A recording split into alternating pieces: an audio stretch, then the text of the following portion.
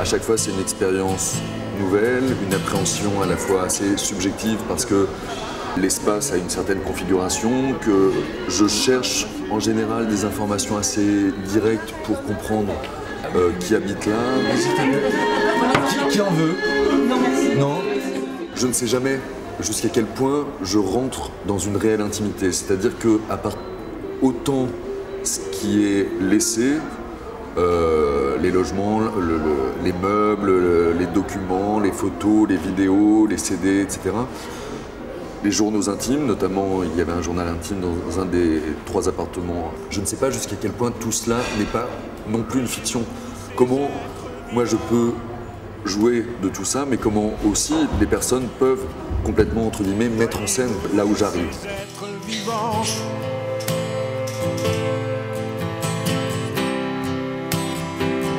Donc tout ça est un dialogue assez passionnant, assez troublant, parce que ce n'est pas rien de passer 3 jours chez quelqu'un, de se dire en 3 jours aussi comment extraire, produire quelque chose aussi. C'est un temps qui n'est pas rien de rester 3 jours et en même temps c'est bref pour formaliser, penser en termes de restitution, de fantasmer un portrait de là ou des personnes.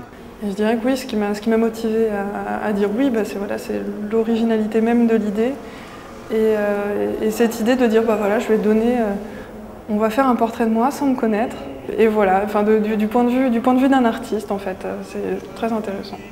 Alors c'était, j'attendais plein de choses et j'ai pas été déçue.